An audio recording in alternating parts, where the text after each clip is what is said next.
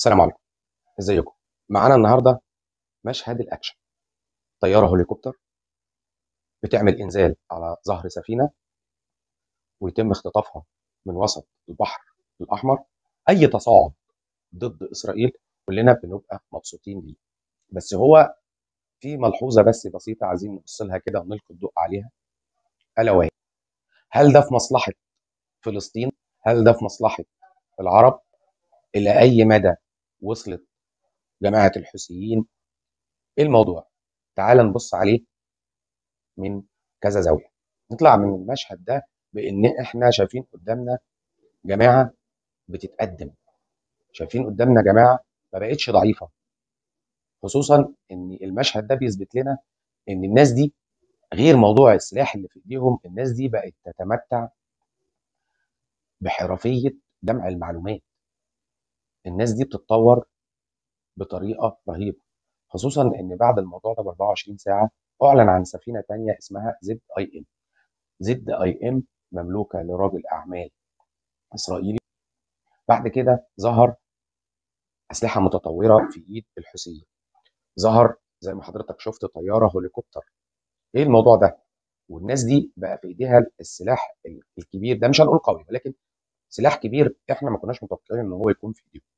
ده من ضمن موارد الاسلحه للحوثيين، انها بتصنع في عندهم 3 مصانع حربيه بيصنعوا صنع محلي وبيطوروا على الاسلحه اللي بتجيلهم. من ضمن الموارد بتاعت الاسلحه اللي بتيجي للحوثيين برضو كلنا عارفين ايران، وما ادراك ما ايران. لان الحوثيين كلنا عارفين ان الحوثيين ذراع من اذرع ايران. بتمتلك برضو الحوثيين صواريخ بلاستيه. الصواريخ البلاستيه دي مداها بعيد، بتوصل لحد 2000 كيلو متر، يعني ممكن تضرب عمق اسرائيل. عندها طوفان واحد، طوفان اثنين، طوفان ثلاثه، طوفان اربعه. بالنسبه للطائرات المسيره، عندها من حوالي من 5 ل6 انواع طائرات مسيره. الطائرات دي من ضمنهم شاهد 36، بيوصل مداها ل 2500 كيلو متر. وطبعا كلنا عارفين ان شاهد 36 دي تعتبر من اخطر الطائرات المسيره لدى ايران او في يد الحوثيين دلوقتي، والوحيده اللي بتصنعها هي ايران. وقبل كده كان في انباء واخبار بتقول ان ايران كانت ساعدت روسيا في حربها على اوكرانيا، وكانت امريكا اتهمت ايران في الموضوع ده اتهام مباشر. وده من ضمن برضو اللي خلى او اجبر اسرائيل انها تستخدم منظومه عندها اسمها منظومه السهم 3. المنظومه دي هي بتضطر اسرائيل تستخدمها لان كل الهجوم على اسرائيل هو صواريخ بدائيه الصنع. صواريخ مش بتستخدم لمدى عالي، صواريخ مش مداها عالي. وطبعا زي ما قلنا ان ايران هي احدى مصادر او اكبر مصادر الحوثيين. فمعنى كده ان لما بيحصل تهريب من ايران للحوثيين في الاسلحه معناه انه بيجي مفكك، لان اسلحه مجمعه على سفينه فهتبان، لكن هو بيضطر ينقلها مفككه. طب معنى الكلام ده ايه؟ معنى الكلام ده ان الحوثيين بيجمعوا الاسلحه دي عندهم، وده بيثبت ان الناس دي بتتطور.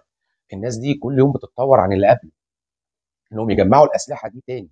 تجميع الاسلحه ده بيحتاج لتكنولوجيا كبيره، تكنولوجيا عاليه، وبيحتاج لناس فاهمه. معنى كده ان الناس دي فيها ناس فيها كوادر كبيره.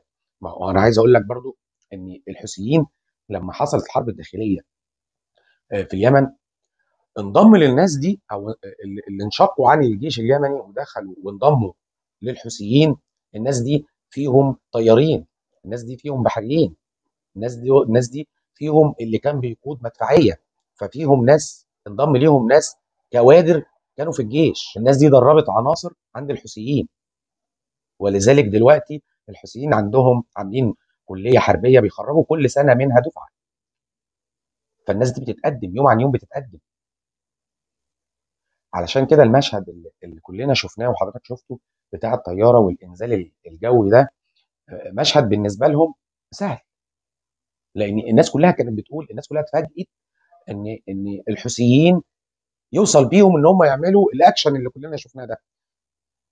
بس هو حضرتك ما تعرفش التفاصيل، الناس دي وصلت لكده ازاي، من امتى بيتدربوا، من امتى بيتهرب لهم سلاح، من امتى بيتقدموا في تطوير السلاح، من امتى بيصنعوا. فدي التفاصيل اللي احنا عايزين نبص عليها، والتفاصيل اللي احنا عايزين نعرفها كلنا.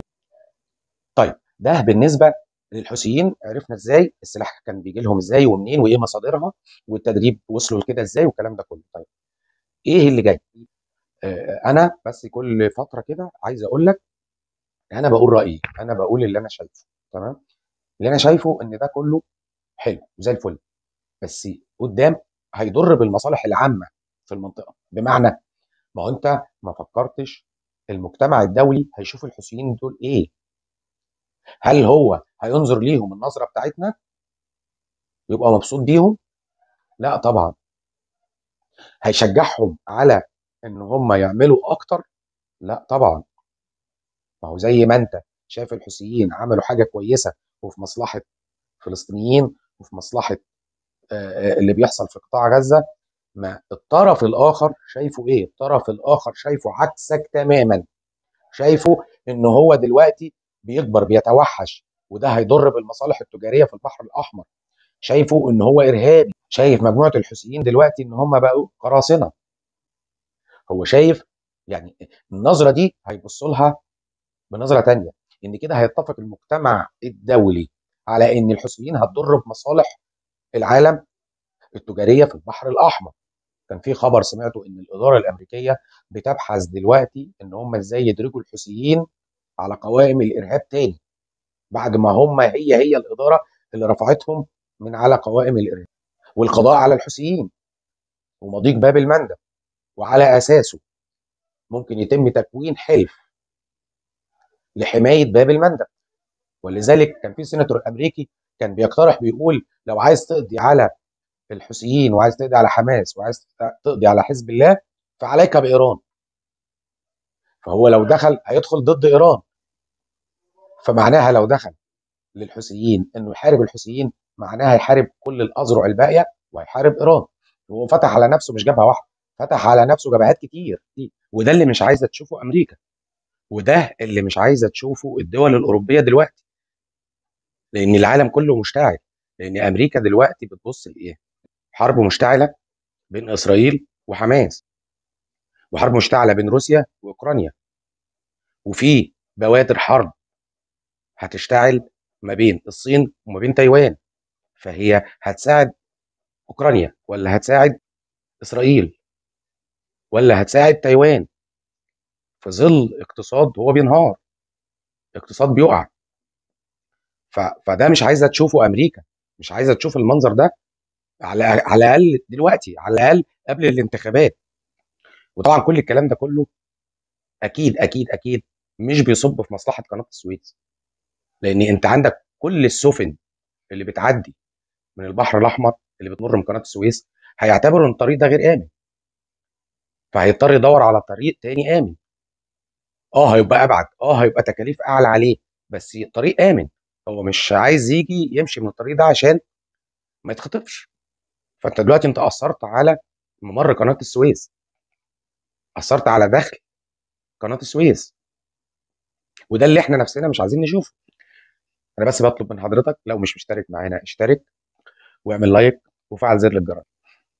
اللي عايز اقوله ان ده خبر من ضمن الاخبار اللي شفناها الفتره اللي فاتت. ايه اللي عايزين نقوله من الموضوع ده؟